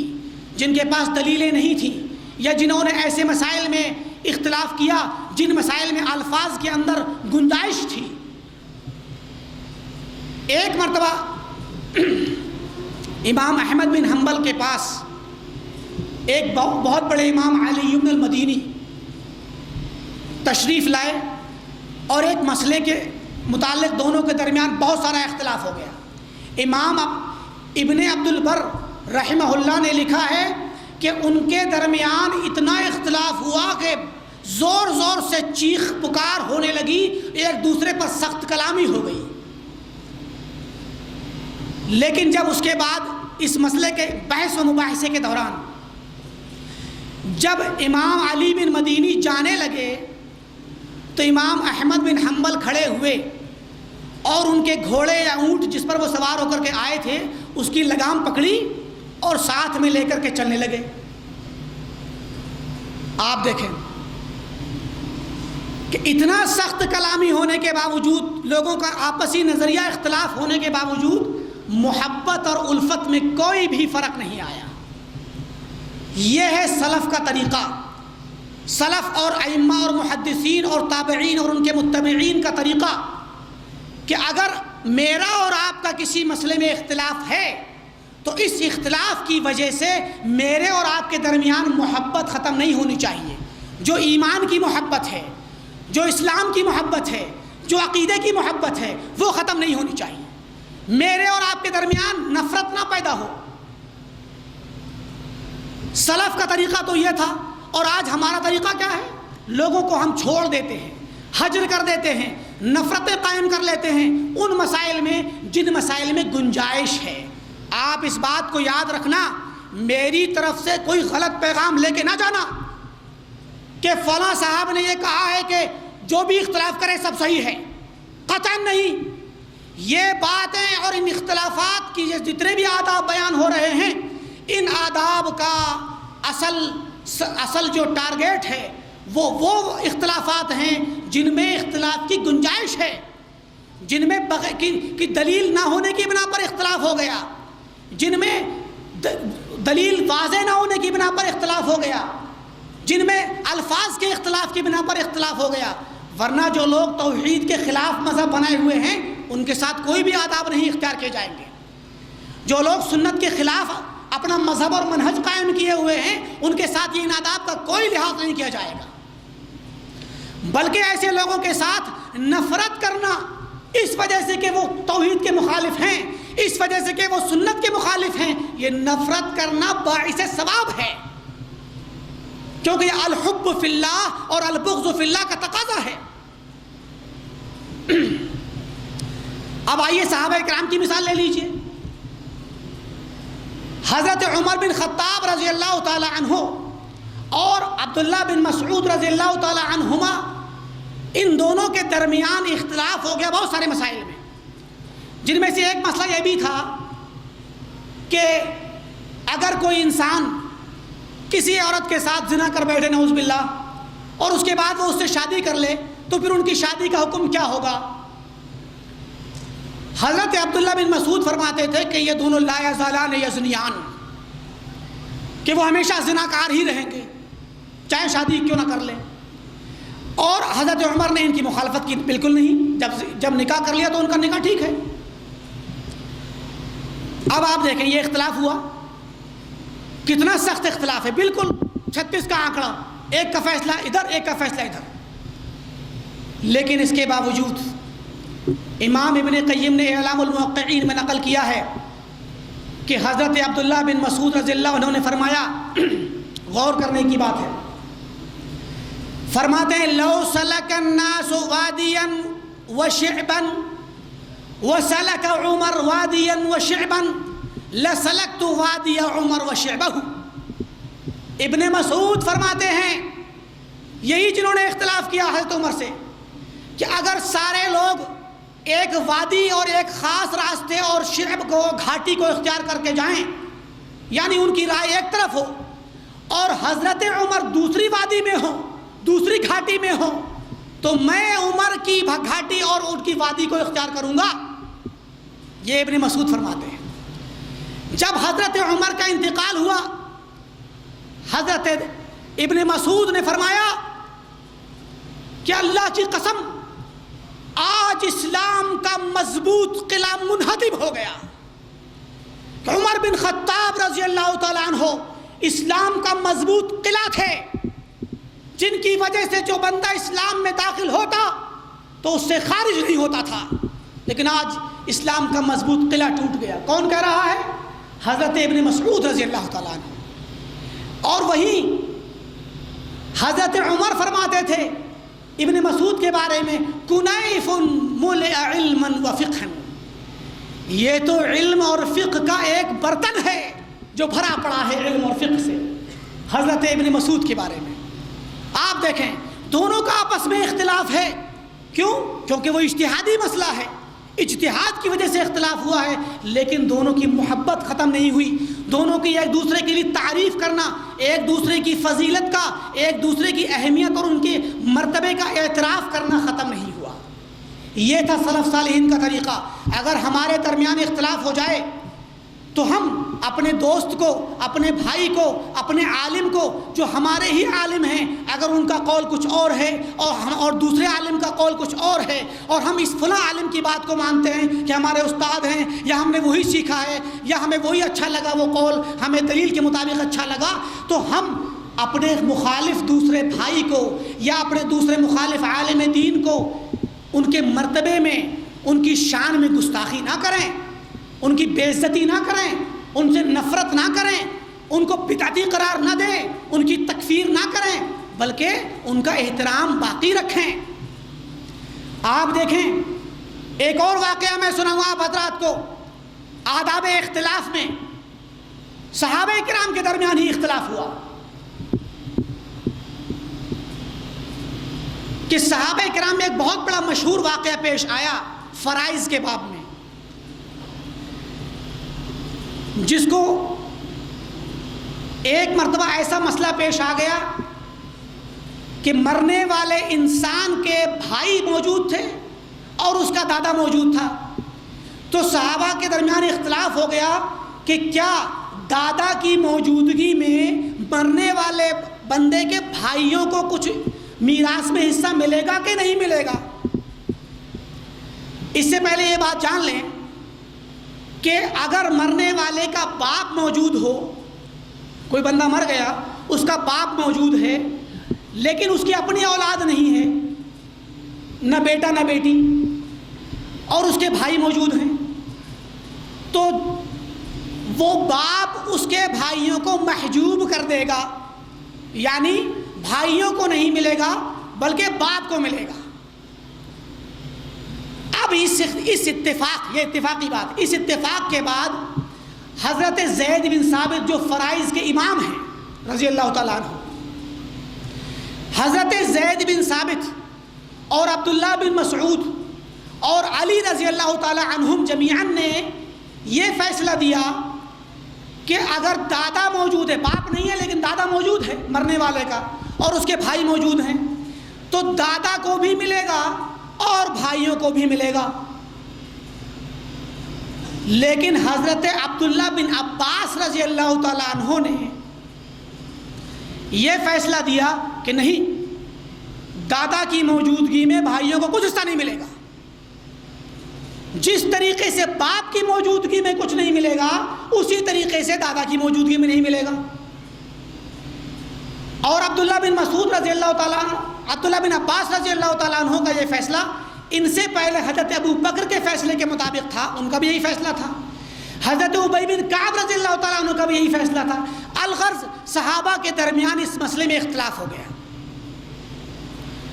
اور جس طریقے سے سارے لوگوں کا اتفاق ہے کہ باپ کی موجودگی میں بھائیوں کو نہیں ملے گا، اسی طریقے سے سب کا اتفاق ہے کہ بیٹے کی موجودگی میں بھائیوں کو نہیں ملے گا، اور اگر بیٹا زندہ نہیں ہے تو بیٹے کا بیٹا یعنی پوتا زندہ ہے تو پوتے کی موجودگی میں بھائیوں کو کچھ نہیں ملے گا، مرنے والے کے بھائیوں کو۔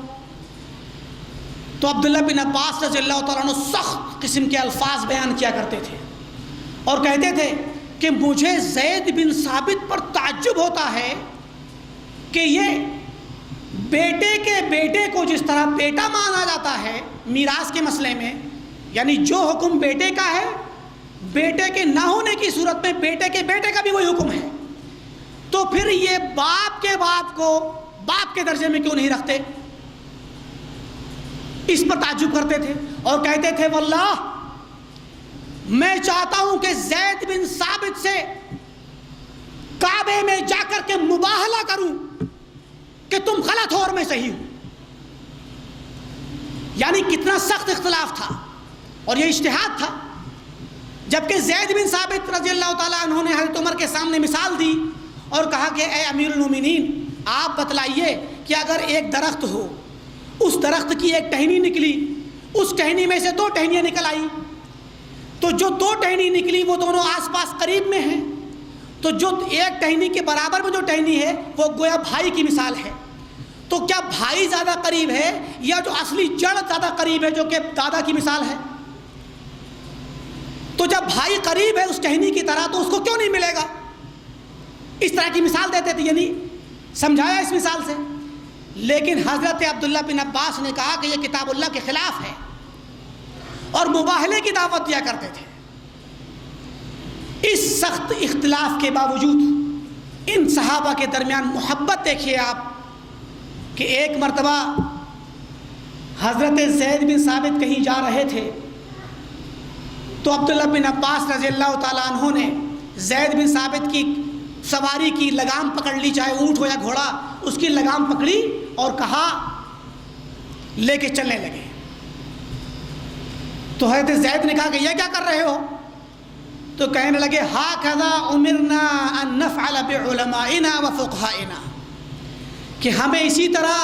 حکم ہوا ہے، یعنی اللہ کے رسول نے حکم دیا ہے کہ ہم اپنے علماء کی اور اپنے فقہا کی اس طرح سے عزت کریں اور احترام کریں۔ آپ ہمارے عالم ہیں، فقیہ ہیں، امام ہیں،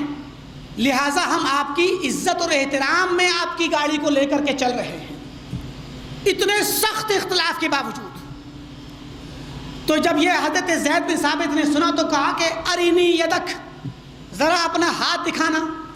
تو حضرت عبداللہ بن عباس نے اپنا ہاتھ اوپر کو دکھلایا تو زید بن ثابت نے ان کا ہاتھ پکڑا اور پکڑ کے چوم لیا۔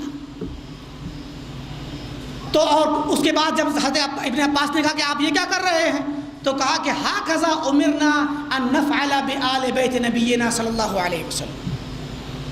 کہ ہمیں اللہ کے نبی نے حکم دیا ہے، ہمیں حکم دیا گیا ہے کہ ہم اللہ کے نبی کے آل بیت، اللہ کے نبی کے گھر والوں رشتہ داروں کے ساتھ یہ سلوک کریں۔ دیکھیں کہ کتنے زیادہ محبت تھی. جس دن حضرت زید بن ثابت کا انتقال ہوا تو حضرت عبداللہ بن عباس نے کہا لقد دفن اليوم علم کثیر ہکذا ذهب العلم. فرمایا کہ اللہ کے نبی نے فرمایا تھا کہ علم دنیا سے اٹھا لیا جائے گا، اور وہ علم اٹھانے کا طریقہ یہ ہوگا کہ علماء کی وفات ہو جائے گی. اللہ تعالیٰ علم کو جب کھینچے گا تو علماء کو وفات دے کر کے علم کو اٹھائے گا. فرمایا کہ حضرت زید کی طرف اشارہ کہ جب ان کا انتقال ہوا کہ اس طرح سے علم کو اٹھایا جائے گا، اور آج بہت زیادہ علم دفن کر دیا گیا. تو یہ صحابہ کرام کے درمیان الفت و محبت کے وہ روشن واقعات ہیں جن واقعات کے ذریعے ہمیں یہ ادب ملتا ہے، یہ طریقہ ملتا ہے کہ ہم اپنے علماء کے ساتھ، اپنے بھائیوں کے ساتھ اسی محبت کا سلوک کریں اور اسی طریقے سے حسن ظن رکھیں. ان کے متعلق یہ کبھی بھی نہ سوچیں کہ یہ لوگ کتاب و سنت کے مخالف ہیں یا قرآن کے یا حدیث کے مخالف ہیں یا یہ جان بوجھ کر کے مخالفت کر رہے ہیں، بلکہ ان کے ساتھ ان کا احترام باقی رکھیں. حضرت امام ابن تیمیہ فرماتے ہیں کہ ہمیشہ سے مسلمانوں میں اختلاف رہا ہے، ائمہ میں اختلاف رہا ہے، ان مسائل میں جو علمی ہیں، ان مسائل میں جو عملی ہیں، یعنی علمی اور عملی مسائل میں اختلاف رہا ہے، لیکن کوئی کسی کو اس طرح سے تان و تشریح نہیں کرتا. پھر فرمایا اگر ہم ہر مسئلے میں، جس مسئلے میں کوئی ہمارا مخالف ہو، ہر مسئلے میں تان و تشریح کریں، ہر مسئلے میں بدعتی قرار دیں، ہر مسئلے میں تکفیر کریں یا ہر مسئلے میں لوگوں کے ساتھ دشمنی رکھیں، تو کوئی بھی مسلمان نہیں بچے گا جس پر تان و تشریح نہ ہو. مسلمانوں کی عصمت ختم ہو جائے گی، مسلمانوں کی عزت ختم ہو جائے گی، آپس کے اندر درمیان میں نفرتیں پیدا ہو جائیں گی، لوگوں کے درمیان انتشار پیدا ہو جائے گا. امام صحابی رحمۃ اللہ علیہ نے اپنی کتاب سیر و اعلام النبلاء میں ایک بہت بڑے محدث امام قتادہ، آپ نے نام سنا ہوگا، امام قتادہ بن دعامہ السدوسی رحمۃ اللہ علیہ کا تذکرہ کیا تو کہا کہ وَكَانَ يَرَى الْقَدَرَ. امام قتادہ بن دعامہ السدوسی کے اعتقاد میں قدر کا مسئلہ تھا، یعنی تقدیر کے انکار کرنے والے جو شروع میں پیدا ہوئے تھے ان کے مذہب کو اچھا سمجھتے تھے. امام قتادہ فرماتے ہیں کہ اس کے باوجود امت نے قتادہ بن دعامہ السدوسی رحمۃ اللہ علیہ کی ثقاہت میں ذرہ برابر اختلاف نہیں کیا. کیوں؟ چونکہ یہ بڑے امام ہیں، یہ اللہ تعالیٰ کا تقرب حاصل کرنے کے لیے، اللہ کی رضا حاصل کرنے کے لیے اجتہاد کیا کرتے تھے، اور ان سے کوئی غلطی ہو گئی کوئی مسئلہ نہیں ہے. اگر غلطی ہو گئی، جب کسی بندے کی وہ اچھائیاں یا اس بندے کی صحت اور اس کا صحیح موقف، اس کا منہج صحیح ہو، کتاب و سنت اس کا اصول ہو، اور اس سے کوئی غلطی ہو جائے، کسی مسئلے میں اجتہاد کر بیٹھے اور اس سے غلطی ہو جائے، چاہے وہ عقیدے کا مسئلہ ہی کیوں نہ ہو، تو وہ مطعون نہیں ہوتا ہے، اس بندے کا احترام ختم نہیں ہوگا. ہاں لیکن غلطی کو غلطی کہا جائے گا. پھر فرمایا اگر ہم اس طرح سے ساری چھوٹی چھوٹی غلطیوں پر سارے لوگوں پر طعن کرنے لگیں تو پھر نہ تو ابن مندہ بچیں گے اور نہ محمد بن نصر مروزی بچیں گے اور نہ کوئی امام نہیں بچے گا. سب پر طعن و تشریح ہوگی اور اسلام کے دائرے سے خارج کر دیا جائے گا یا اہل سنت کے دائرے سے خارج کر دیا جائے گا. اسی طریقے سے آپ جانتے ہیں امام ابن خزیمہ کا نام سنا ہوگا آپ حضرات نے، جن کی ایک کتاب ہے صحیح ابن خزیمہ. آپ کو معلوم ہونا چاہیے کہ ایک بہت بڑا اہم مسئلہ ہے اسماء و صفات کے باب میں، اللہ تعالیٰ کی صفات کے باب میں اللہ تعالیٰ کی صورت اور اللہ کی شکل کا مسئلہ، کہ اللہ تعالیٰ کی صورت اور شکل ہے کہ نہیں ہے. حدیث میں آتا اللہ کے نبی نے ارشاد فرمایا کہ کسی بھی انسان کو کسی کے چہرے پر نہ مارو، کیونکہ اللہ تعالیٰ نے آدم علیہ السلام کو اپنی شکل پہ پیدا کیا ہے. پتہ چلا کہ اللہ تعالیٰ کی شکل ہے، اللہ تعالیٰ کی صورت ہے، جس طرح اللہ کا چہرہ ہے ویسے ہی اللہ تعالیٰ کی شکل بھی ہے. اب یہ شکل کیسی ہے؟ کیا بالکل ہماری طرح ہے، آدم کی طرح؟ اس کا مطلب یہ نہیں ہے کہ انسان کی یا آدم کی طرح مکمل طور پہ مکمل مشابہت کے ساتھ ہے، بلکہ جس طرح اللہ تعالیٰ کا چہرہ ہے، جیسے اللہ تعالیٰ کے ہاتھ ہیں، جیسے اللہ تعالیٰ کا پیر ہے، اسی طریقے سے اللہ کی شکل بھی ہے جو اس کی شایان شان ہے. یہ اہل سنت والجماعت کا عقیدہ ہے. لیکن امام ابن خزیمہ رحمۃ اللہ علیہ نے اس شکل والی، صورت والی، امیج والی حدیث کی تعویل کر ڈالی اپنی کتاب التوحید کے اندر،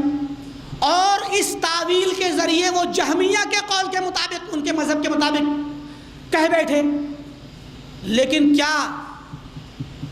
اس اتنی بڑی غلطی کے باوجود امت نے ان کو جہمی قرار دیا؟ کیا امت نے ان کو اہل سنت سے باہر کیا؟ قطعاً نہیں۔ امام ابن خزیمہ اہل سنت والجماعت کے امام ہیں اور سلف صالحین کے طریقے پر قائم ہیں، لیکن ان سے ایک غلطی ہو گئی، کوئی بات نہیں ہے، کیونکہ ان کا منہج صحیح تھا، ان کا طریقہ صحیح تھا، سلف کے طریقے پر تھے، غلطی ہو گئی، تفسیر کی، شرح کی غلطی ہو گئی۔ کیوں؟ کیونکہ ان کو وہ حدیث نہیں پہنچی جس حدیث میں صراحت کے ساتھ صریح لفظ آیا ہوا ہے کہ ان اللہ خلق آدم علی صورت الرحمن۔ ان کے پاس وہ والی حدیث پہنچی کہ ان اللہ خلق آدم علی صورت ہی،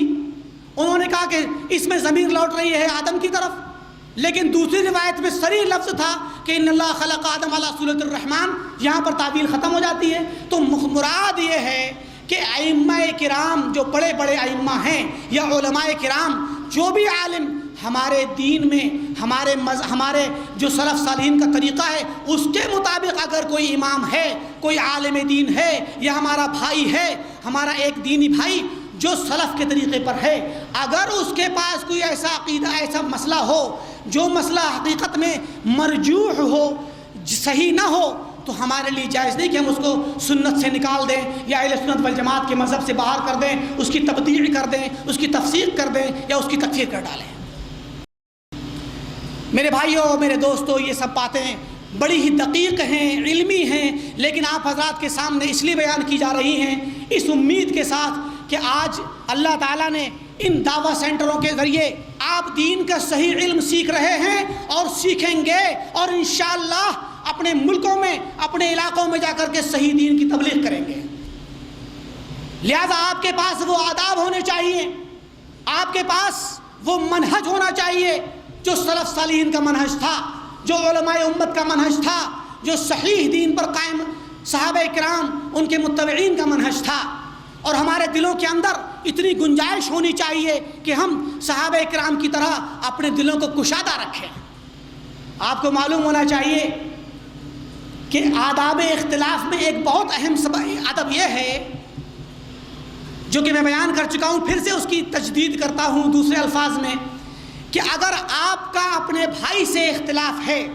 یا آپ عالم دین ہیں اور آپ کا اختلاف کسی دوسرے عالم دین سے ہے، تو اس اختلاف کی بنا پر آپ کے اور ان کے درمیان نفرت پیدا نہ ہو، محبت ختم نہ ہو، فتنہ پیدا نہ ہو جائے۔ جو بھائی چارگی اور اخوت ایمانیہ ہے، اللہ نے فرمایا کہ انما المؤمنون اخوہ، اس اخوت کا خاتمہ نہ ہو جائے۔ اس کے متعلق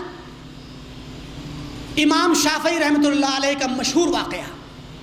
آپ جانتے ہیں۔ حضرت ابو موسیٰ یونس الصدفی کہتے ہیں کہ ایک مرتبہ میرا اور امام شافعی کا مناظرہ ہو گیا، کسی مسئلے میں ہم نے مناظرہ کر لیا اور میری اور ان کی رائے مختلف تھی، لہٰذا ہم نے آپس میں بحث کی، اختلاف ہوتا رہا اور اس کے بعد ہم لوگ کسی فیصلے پر نہیں پہنچے اور اس کے بعد ہم جو ہے وہاں سے مجلس سے جدا ہو گئے۔ کہتے ثم لقیتہ، پھر میں نے امام شافعی کو کسی دن پایا، ملاقات ہو گئی، تو کہتے کہ امام شافعی نے میرا ہاتھ فاخذ بیدی، میرا ہاتھ پکڑا اور کہا کہ یا ابا سلیمان تعال، کہ ابو سلیمان میرے ساتھ آئیے، ابو موسیٰ میرے ساتھ آئیے، الا یستقیم ان نکون اخوہ وان لم نتفق علی رأی واحد، کہ کیا یہ اچھا نہیں ہے کہ ہم لوگ دونوں آپس میں بھائی بھائی بن کر کے رہیں، گرچہ ہمارا اتفاق نہیں ہے ایک مسئلے پر، گرچہ ہم ایک مسئلے میں اختلاف کرتے ہیں، لیکن ہماری محبت اور اخوت اور بھائی چارگی ختم نہیں ہونی چاہیے۔ تو اس پر ابو موسیٰ یونس صدفی نے کہا کہ واللہ ما رأیت اعقل من الشافعی، میں نے شافعی سے زیادہ عقل مند انسان کوئی نہیں دیکھا۔ آپ دیکھیں سینے کے اندر کتنی کشادگی ہے، دل میں کتنی کشادگی ہے کہ اس دل کے اندر اختلاف بھی سمویا ہوا ہے اور محبت بھی اکٹھی ہے. لیکن آج ہمارے دل اتنے تنگ ہیں, ہمارے ذہن اتنے تنگ ہیں کہ اگر ہمارا کسی بھائی سے اختلاف ہو تو ہم اس کے ساتھ نفرتیں قائم کر لیتے ہیں اور ان کے ساتھ تعصب میں ایسے واقعات پیش آتے ہیں کہ ان کے ساتھ ملنا جلنا, شادی بیاہ, کھانا پینا, اٹھنا بیٹھنا سب ختم کر دیتے ہیں. میرے دوستوں, میرے ساتھیوں, یہ اسلامی آداب اور سلف صالحین کے اختلاف کے آداب ہیں. لیکن یہ اختلاف کے اور اس ادب کی گنجائش ہمارے دلوں میں کب ہوگی؟ جب ہمارے پاس علم آئے گا, جب ہم صحیح علم حاصل کریں گے, کتاب و سنت کے علم کو, سلف صالحین کے علم کو حاصل کریں گے اور اس کو صحیح طریقے سے حاصل کر کے اپنے اوپر اپلائی کریں گے. یہ وہ چیزیں ہیں جن کو اپلائی کرنا بڑا مشکل ہے. اسی لیے آداب اختلاف میں ضروری ہے کہ ایک مسلمان اپنے دل کے اندر تعصب نہ رکھے, کیونکہ تعصب اور حمیت کسی قبیلے کی, کسی علاقے کی, کسی جنس کی, کسی زبان کی, کسی کلچر کی تعصب اور عصبیت اور حمیت, یہ ساری کی ساری چیزیں جاہلیت کے زمانے کی ہیں. آج ہمارا رویہ کیا ہے؟ ہمارے علاقے کے عالم نے کوئی بات کہی تھی وہی صحیح ہے, دوسرے عالم نے بات کہی وہ غلط ہے. ہمارا یہ طریقہ ہے. یا جس کو ہم اپنا صحیح عالم سمجھتے ہیں, جس سے ہم علم حاصل کرتے ہیں, وہی بات صحیح ہے اسی عالم کی, دوسرے عالم کی بات غلط ہے. قطعا نہیں. قرآن کریم کے اندر اللہ رب العالمین نے ارشاد فرمایا فَاسْأَلُوا أَهْلَ الذِّكْرِ إِن كُنتُمْ لَا تَعْلَمُونَ بِالْبَيِّنَاتِ وَالزُّبُرِ. اے لوگو,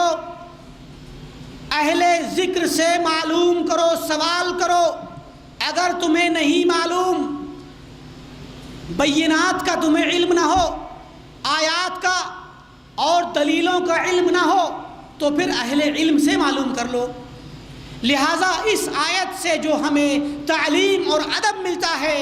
کتاب و سنت کا ادب, وہ یہ ہے کہ ہمارے علاقے میں جو بھی عالم دین ہو, اس عالم دین سے ہم دین کا سوال کریں, گرچہ وہ بات ہمارے خلاف کیوں نہ جاتی ہو. اور چونکہ ہم ایک عام انسان ہیں یا طالب علم ہیں, لہٰذا ہمیں وہ علم سیکھنا چاہیے. اگر اختلاف رائے ہو تو ادب کے ساتھ اس کو پیش کریں اور اس مسئلے کا اس میں شبہے کا ازالہ کروائیں, اس میں علم حاصل کریں. لہٰذا یہ وہ آداب ہیں جن کے ذریعے ایک مسلمان اور خاص کر ایک طالب علم, آپ تمام لوگ انشاءاللہ طالب علم ہیں, اور ان دعوت و تبلیغ اور علم کے ان مراکز نے یہ مہم چلائی ہے کہ انشاءاللہ ہمارے درمیان رہنے والے تمام لوگ دین کا صحیح علم حاصل کریں گے, اور دین کے صحیح علم کو جو کتاب و سنت کا علم ہے اور سلف صالحین کے مطابق آنے والا دین ہے اور علم ہے, اس علم کو سب کے درمیان پھیلایا جائے گا. وہ علم جس علم کو لوگوں نے صدیوں تک چھپا کے رکھا, جس علم کو لوگوں نے, دلیلوں کو جنہوں نے چھپا دیا اور بزرگوں کی باتیں, منامات کی باتیں, خوابوں کی باتیں سنا کر کے لوگوں کو اپنے طریقے پر چلایا, یہ ساری کی ساری باتیں آج کا پڑھا لکھا طبقہ قبول نہیں کرتا. آج کا وہ انسان, وہ سنجیدہ انسان جو صحیح طریقے سے عقل مندی کے ساتھ علم کو سمجھنے کی کوشش کرتا ہے, وہ ان باتوں پر ایمان نہیں رکھتا, وہ ان باتوں پر یقین نہیں کرتا. بلکہ ایسے لوگوں کی اب پولیں کھلنے لگی ہیں, ایسے لوگوں کی حقیقت اب سامنے آنے لگی ہے, کیونکہ یہ وہ لوگ ہیں جنہوں نے اپنی خواہشات نفس کے ساتھ اختلاف کیا ہے. اسی لیے اہل علم نے, محدثین نے, تابعین نے, صحابہ نے ان لوگوں کو اہل اہوا قرار دیا ہے, یعنی خواہشات نفس کی پیروی کرنے والے لوگ. یہ لوگ خواہشات نفس کی پیروی کرنے والے لوگ ہیں, کیونکہ ان لوگوں کی پیٹ کا مسئلہ ہے, ان کے منصبوں کا مسئلہ ہے, ان کے عہدوں کا مسئلہ ہے, ان کی شان کا مسئلہ ہے, جس کی بنا پر یہ اپنے ان باطل مذاہب کو چلا رہے ہیں جو کتاب و سنت کے خلاف ہیں. یہ اختلاف مذموم ہے. ہماری ان تمام باتوں کا محور اختلاف سائغ ہے, وہ اختلاف جو اجتہاد کی بنا پر ہوتا ہے. انہی آداب میں سے یہ بھی ادب ہے کہ ہم اپنے علماء کا احترام اور اپنے بھائیوں کا احترام برقرار رکھیں، ہمارے دلوں کے اندر ہوا پرستی نہ ہو، ہمارے دلوں میں خواہشات کی پیروی نہ ہو۔ یعنی اگر آپ کسی مسئلے کو جانتے ہیں اور اس مسئلے پر ایمان رکھتے ہیں، اس قول کو اپنائے ہوئے ہیں، تو اس قول کو اپنانے میں آپ کی خواہشات نفس کا دخل نہیں ہونا چاہیے، خواہشات نفس کا دخل نہیں ہونا چاہیے، بلکہ ہمارا اور آپ کا طریقہ یہ ہونا چاہیے کہ ہم دلیل کو سب سے اعلیٰ سمجھیں، دلیل کو اپنا مذہب سمجھیں۔ اس کے لیے بہت ساری آیات اور بہت سارے واقعات میں نے سنائے ہیں۔ ایک اور واقعہ میں سناؤں صحابہ کرام کا، جس کے ذریعے ہمیں لوگوں کی رائے کا احترام کرنے کا کتنا خوبصورت واقعہ ہے۔ آپ کو معلوم ہوگا جنگ خندق کے بعد اللہ کے نبی صلی اللہ علیہ وسلم جب بنو قریظہ سے جنگ کرنے کے لیے نکلے، اور اس وقت آپ خندق سے لوٹنے کے بعد اپنے ہتھیاروں کو اور اپنی زرہ کو، اپنے کپڑوں کو اتار رہے تھے، جو جنگ کے لباس تھا، اس جنگ کے لباس کو اتار رہے تھے کہ جبرائیل علیہ السلام آ گئے اور حکم ہوا کہ فوراً بنو قریظہ کے پاس جاؤ اور ان کے ساتھ جنگ کرو، ان کے ساتھ جہاد کرو، کیونکہ ان لوگوں نے عہد پیمان کو توڑ دیا تھا۔ وہ وقت ظہر کے بعد کا وقت تھا اور کافی دیر ہو چکی تھی۔ پیارے نبی صلی اللہ علیہ وسلم نے حکم دیا، صحابہ میں اعلان کرایا اور کہا کہ فوراً کے فوراً ابھی کے ابھی نکلو بنو قریظہ کی طرف، اور کہا کہ لا یصلین احد العصر الا فی بنی قریظہ، کہ ہم میں سے کوئی بھی شخص عصر کی نماز بنو قریظہ میں جا کر کے ہی پڑھے گا۔ عصر کی نماز، کیونکہ عصر کا وقت ابھی آنے میں کچھ دیر تھی، تو آپ نے کہا کہ عصر کی نماز ہم بنو قریظہ میں پڑھیں گے۔ صحابہ اکرام نکل پڑے۔ نکلنے کے بعد درمیانے راستے میں، کیونکہ اس زمانے میں پیدل بھی چلتے تھے، اونٹوں پہ بھی چلتے تھے، درمیان راستے میں عصر کا وقت ہو گیا۔ جب عصر کا وقت ہوا تو صحابہ کرام میں سے کچھ لوگوں نے کہا کہ بھئی عصر کا وقت ہو گیا ہے، لہٰذا نماز پڑھ لینی چاہیے، اور دوسرے لوگ کہنے لگے کہ نہیں، اللہ کے نبی صلی اللہ علیہ وسلم نے حکم دیا ہے کہ ہمیں عصر کی نماز بنو قریظہ میں جا کے پڑھنا ہے، راستے میں نہیں۔ اب دیکھیں اختلاف ہو گیا، اور یہ اختلاف کیا ہے؟ یہ اس اختلاف کا سبب ہے کسی بھی حکم کی علت کو اور مقصد کو سمجھنے میں اختلاف، اور ظاہری الفاظ کو سمجھ، کچھ لوگوں نے ظاہری الفاظ پہ عمل کیا، جن لوگوں نے یہ کہا کہ نہیں ہم بنو قریظہ میں جا کر کے ہی نماز پڑھیں گے چاہے میں کتنی دیر ہو جائے، تو ان لوگوں نے کہا کہ نہیں، اللہ کے نبی کا مقصد تھا کہ بنو قریظہ میں ہی بالضبط نماز پڑھنا ہے۔ ظاہری الفاظ پر انہوں نے اعتماد کیا، لیکن جن صحابہ کرام نے یہ کہا کہ نہیں ہم درمیان میں جب وقت ہو گیا تو نماز پڑھ لیں، انہوں نے کہا کہ نہیں بھائی، اللہ کے نبی صلی اللہ علیہ وسلم کا مقصد قطعاً یہ نہیں تھا کہ نماز کو اس کے وقت سے دیر کر کے پڑھو، بلکہ اللہ کے نبی صلی اللہ علیہ وسلم فرما چکے ہیں دوسری جگہ، آپ سے پوچھا گیا کہ ای العمل افضل، تو آپ نے کہا کہ الصلاۃ فی وقتہا فی اول وقتہا، کہ یعنی نماز کا جو اول وقت ہو اسی وقت میں نماز پڑھنا سب سے افضل ہے اور سب سے افضل عمل ہے، نماز کو اس کے وقت میں پڑھنا۔ اور اللہ نے فرمایا ہے کہ ان الصلاۃ کانت علی المؤمنین کتابا موقوتا، کہ نماز مومنوں پر وقت مقرر پر فرض ہے، لہٰذا اول وقت میں نماز پڑھنے کا حکم شریعت کا ہے، لہٰذا ہمیں اول وقت میں پڑھ لینا چاہیے۔ اور اللہ کے نبی نے جو فرمایا تھا کہ بنو قریظہ میں جا کے پڑھنا ہے، اس کا مقصد تھا کہ جلدی سے نکل پڑو۔ اب آپ دیکھیں، یہ اختلاف، اسی کا نام اختلاف سائغ ہے، جس اختلاف کو گوارا کیا جا سکتا ہے، جس اختلاف کی گنجائش ہے، کیونکہ یہ لفظ محتمل ہے بلا شبہ، وہ صحابہ بھی ٹھیک ہیں اور یہ صحابہ بھی ٹھیک ہیں، لہٰذا جب یہ اختلاف ہوا تو جن لوگوں نے کہا کہ ہمیں پڑھ لینی چاہیے انہوں نے پڑھ لی نماز، اور جو کہہ رہے تھے کہ نہیں ہم اللہ کے نبی کے فیصلے پر اور آپ کے الفاظ سے آگے نہیں بڑھیں گے، لہٰذا انہوں نے جا کے بنو قریظہ پڑھی۔ اس کے بعد پھر کیا ہوتا ہے کہ صحابہ کرام نے اللہ کے نبی صلی اللہ علیہ وسلم کو خبر دی، تو آپ نے کسی کو کچھ بھی نہیں کہا، آپ مسکرا دیے اور آپ نے کسی کو کچھ نہیں کہا۔ کیوں؟ کیونکہ آپ کو یہ خوشی ہوئی کہ صحابہ کرام میں فقہ والے صحابہ بھی ہیں، یہ سب کی اپنی اپنی فقہ ہے، یعنی آپ کے صحابہ کی یہ بھی فقہ ہے کہ اللہ کے اور اس کے رسول کے الفاظ سے آگے نہ بڑھو، اور یہ بھی فقہ ہے کہ اگر کوئی لفظ اللہ کے اس کے رسول کا کوئی لفظ محتمل ہو تو اس میں اس لفظ سے ہٹ کر کے اس والے لفظ پہ جانا چاہیے جو دوسرے لفظ کا فیصلہ ہے،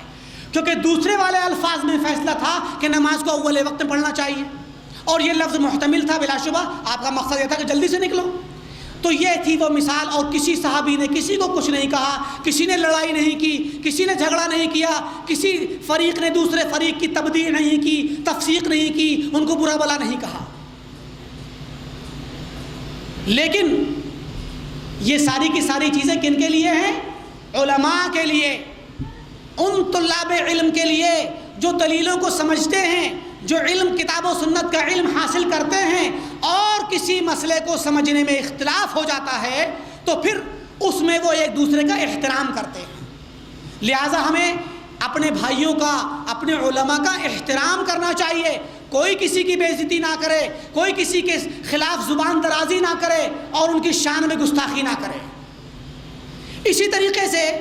میں نے کہا تھا شروع میں تمہید کے وقت کہ اختلاف مقبول یا اختلاف غیر مذموم ان لوگوں کا اختلاف ہے جو علماء ہوں، مجتہدین ہوں، جن کو اجتہادی مسائل میں اجتہاد کرتے وقت رائے مختلف ہو جائے، ورنہ جاہل کا اختلاف مقبول نہیں بلکہ مذموم ہے۔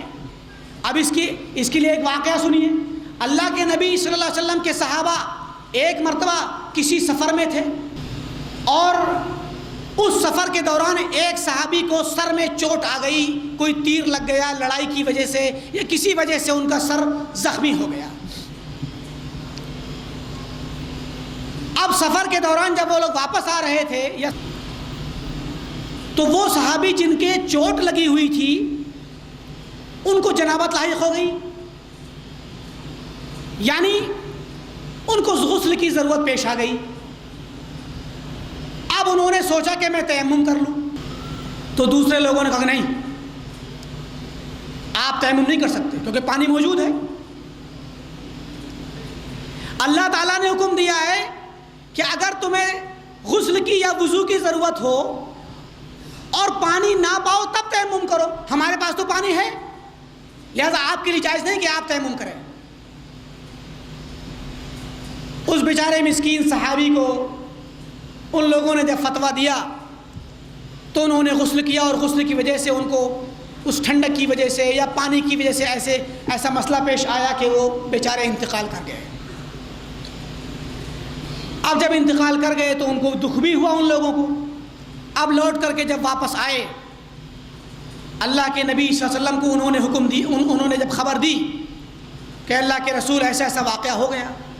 تو آپ سخت غصے میں آ گئے اور آپ نے کہا قتلوہ قتلہم اللہ،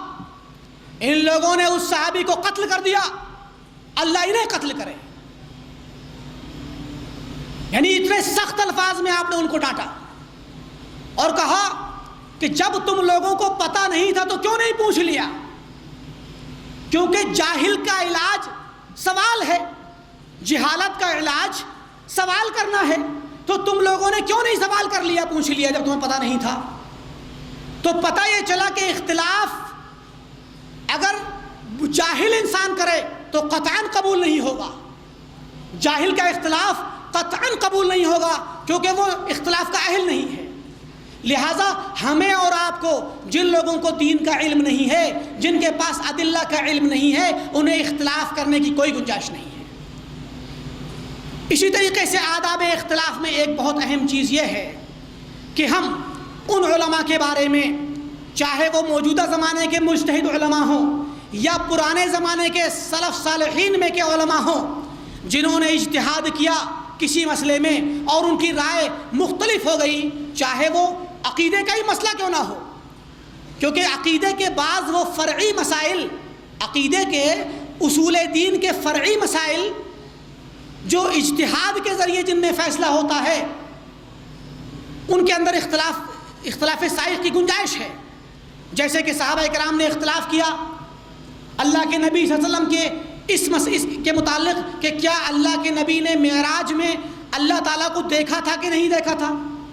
تو حضرت عبداللہ بن عباس رضی اللہ تعالیٰ عنہ فرماتے تھے کہ اللہ کے نبی نے اللہ تعالیٰ کو دیکھا ہے، جبکہ حضرت عائشہ رضی اللہ تعالیٰ عنہ فرماتی تھی کہ نہیں، جو بندہ یہ اعتقاد رکھے کہ محمد صلی اللہ علیہ وسلم نے اللہ تعالیٰ کو دیکھا ہے، حقیقت میں وہ افطرا پرداز ہے، وہ جھوٹ کرتا ہے۔ تو یہ صحابہ کے درمیان عقیدے کے ایک مسئلے میں اختلاف ہے، اور اس اختلاف کا مطلب قطعاً یہ نہیں کہ عقیدے کے مسائل مختلف ہی ہیں۔ اسی طریقے سے عقیدے کے مسائل میں کبھی کبھی اختلاف ہو جاتا ہے۔ بعض علماء کوئی نیا مسئلہ آتا ہے اس پر عقیدے کے متعلق فیصلہ کرتے ہیں، خاص کر جب کسی جماعت پر یا کسی فرقے پر یا کسی خاص مسئلے پر ایمان رکھنے والے لوگوں پر جب فیصلہ کیا جاتا ہے کہ یہ لوگ کیا کافر ہیں یا یہ لوگ بدعتی ہیں، تو ایسے مسائل میں علماء کبھی کبھار اختلاف کر بیٹھتے ہیں، کیونکہ ہر عالم اپنے اعتبار سے اپنے ایک اینگل سے دیکھتا ہے اور وہ اپنے اجتہاد سے فیصلہ کر دیتا ہے۔ کیونکہ تکفیر کے مسائل میں بہت ساری شرائط آپ جانتے ہیں، بہت ساری شرطیں ہیں، بہت ساری ضروریات ہیں جن کا پایا جانا ضروری ہے۔ تو اگر کسی مسئلے کے کسی شخص کے بارے میں یا کسی فرقے کے بارے میں اگر یہ فیصلہ کرنا ہو کہ یہ لوگ کافر ہیں یا بدعتی ہیں یا یہ بندہ بدعتی ہو گیا، تو اس کے لیے ضروری ہے کہ بہت ساری شرائط ہوں، بہت ساری چیزوں کا پایا جانا ضروری ہے۔ جب وہ چیزیں پائی جائیں یا کچھ ایسی چیزیں ہیں جن کا نہ پایا جانا ضروری ہے، تب جا کر فیصلہ ہوگا کہ فلاں بندہ بدعتی ہے یا فلاں بندہ کافر ہے۔ تو ایسے بندے کے بارے میں علماء اختلاف کر بیٹھتے ہیں۔ تو یہ کسی کو کافر کہنا یا کسی کو بدعتی کہنا یا کسی کو فاسق کہنا یہ عقیدے کا مسئلہ ہے، اور عقیدے کے ان مسائل میں اختلاف ہوتا ہے، یعنی یہ حکم ہے، کسی پر حکم لگانا۔ تو ایسے حالات میں جب کسی کے بارے میں اختلاف ہوتا ہے تو پھر ہمارے لیے ضروری ہوتا ہے کہ ہم اپنے علماء کے بارے میں یا پرانے ائمہ کے بارے میں یہ اعتقاد رکھیں کہ یہ لوگ اللہ کے حکم کو جاننے کے لیے بڑے مخلص تھے، ان کے ساتھ حسن ظن رکھیں، اور یہ لوگ حق تک پہنچنے کے لیے مکمل طور پر ساری کوششیں صرف کر دینے والے لوگ ہیں۔ انہوں نے کبھی بھی حق کی مخالفت کا تعمد نہیں کیا، جان بوجھ کر کے مخالفت نہیں کی، بلکہ یہ لوگ اللہ والے ہیں اور انہوں نے پوری کوشش کی۔ یہ حسن ظن رکھنا ضروری ہے۔ کوئی یہ نہ کہے کہ فلاں انسان نے اپنی مرضی سے جو چاہا فیصلہ کر دیا، قطعاً نہیں، بلکہ علماء کرام جو اللہ والے ہیں وہ لوگ اللہ تعالیٰ کے حکم کو جاننے کے لیے، اللہ کی اور اس کی شریعت کے حکم کو جاننے کے لیے مکمل طور پر پوری کوشش کرتے ہیں کہ صحیح حکم تک پہنچیں، اور جب ان کا اختلاف ان کا فیصلہ آتا ہے اور دو لوگوں کا فیصلہ مختلف ہوتا ہے تو اس اختلاف کی روشنی میں کوئی یہ نہ کہے کہ فلاں عالم نے ایسا کہا ہے وہ غلط ہے،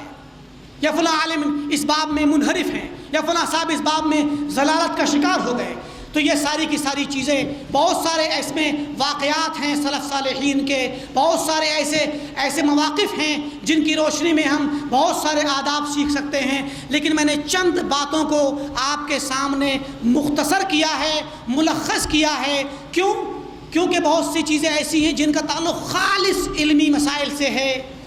دقیق مسائل سے ہے، جن کی تفصیل میں بھی مشکل ہے اور جن کے سمجھنے میں بھی دشواری ہے۔ لہٰذا میں ان چیزوں میں جائے بغیر میں نے کچھ چیزوں کو بار بار ریپیٹ کیا ہے تاکہ ہمارے ذہنوں میں، ہمارے دلوں میں وہ جاگزی ہو جائیں، اور اللہ تعالیٰ ہم تمام مسلمانوں کو اور اہل حق کو جو صحابہ کرام کے طریقے پر چلتے ہیں، جو تابعین کے ائمہ مجتہدین کے طریقے پر چلتے ہیں، طریقے کو اپنے تمام اخلاقیات میں اپنائیں، چاہے وہ ہمارے عقائد کے مسائل ہوں، چاہے وہ ہمارے عملیات کے مسائل ہوں، چاہے وہ ہمارے معاملات کے مسائل ہوں، چاہے وہ اختلافات کے مسائل ہوں، اور اللہ تعالیٰ ہمیں اختلاف کرنے سے، انتشار کرنے سے بچائے اور اتفاق و اتحاد کے ساتھ رہنے کی توفیق بخشے، اور اللہ تعالیٰ جب تک ہم اس دنیا میں رہیں اللہ تعالیٰ ہمیں مبارک بنائے،